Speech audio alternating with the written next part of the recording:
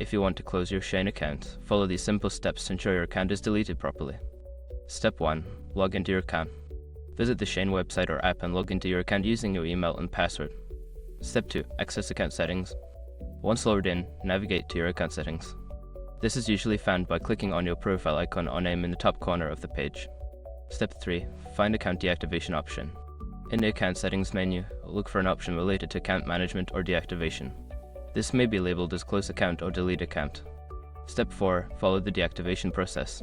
Click on the account deactivation option and follow the prompt. You may need to confirm your decision or provide a reason for closing your account. Step 5. Confirm closure. After completing the necessary steps, you should receive a confirmation message indicating that your account has been successfully closed. Make sure to check your email for any final notification. Once you have completed these steps, your SHEIN account will be closed. If you have any issues, consider reaching out to SHEIN customer service for assistance.